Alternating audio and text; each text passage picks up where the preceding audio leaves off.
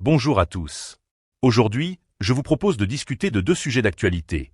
D'abord les résultats d'un sondage sur Reconquête et Identité Liberté, puis l'actualité autour d'Éric Zemmour. Commençons par le premier sujet. Suite à l'annonce de Marion Maréchal concernant la création de son propre parti, Identité Liberté, j'ai lancé un sondage pour voir ce que vous pensez de l'avenir de ces deux partis politiques. Ces deux mouvements, proches sur le plan intellectuel et politique, semblent se retrouver en compétition pour le même espace politique et la bataille promet d'être intense. Cette opposition entre Reconquête et Identité Liberté, c'est aussi un duel entre deux personnalités, Éric Zemmour et Marion Maréchal. Mais ce n'est pas tout, il y a aussi Sarah Knafo contre Marion Maréchal. Sarah Knafo, qui jusqu'à récemment était en coulisses, a montré qu'elle avait aussi le talent pour jouer un rôle de premier plan. Je tiens à remercier toutes les personnes qui ont participé à ce sondage, lancé le 10 octobre. Je prends en compte les votes jusqu'au 16 octobre pour vous donner les résultats. La question posée était simple.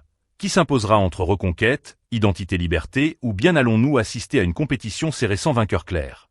Je vous avoue que j'ai suivi les résultats jour après jour, et au début, Marion Maréchal et son parti Identité Liberté se faisaient littéralement écraser par Reconquête. Elle se retrouvait même en troisième position, derrière Reconquête et l'option d'une compétition serrée.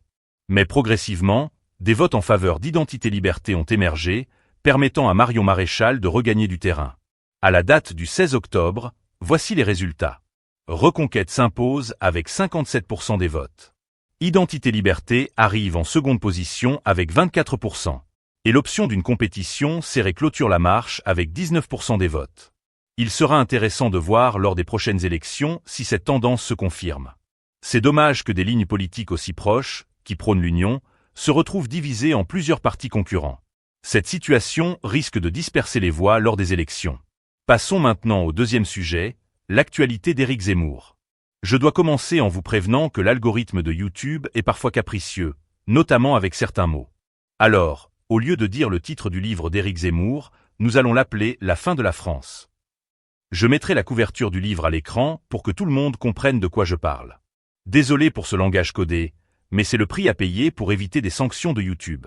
Ce que nous appelons ici « La fin de la France » est en train d'être adapté en une série documentaire de 4 épisodes de 52 minutes chacun, pour une diffusion sur la chaîne Planète Plus du groupe Canal+, dans 1 an au plus tôt. À sa sortie, le livre avait provoqué beaucoup de réactions. Il est probable que cette mini-série suscite le même type de débat. Même si la chaîne Planète Plus a une audience limitée en raison de son modèle d'abonnement, cela pourrait malgré tout faire beaucoup de bruit. Surtout si la gauche s'en empare pour critiquer le projet. Cela pourrait même attirer davantage d'attention sur la série. Cette adaptation est une initiative bienvenue.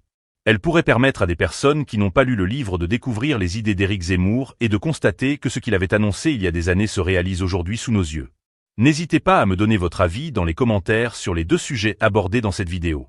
Si vous avez aimé la vidéo, n'oubliez pas de laisser un j'aime et de vous abonner à la chaîne. À bientôt pour de nouvelles vidéos.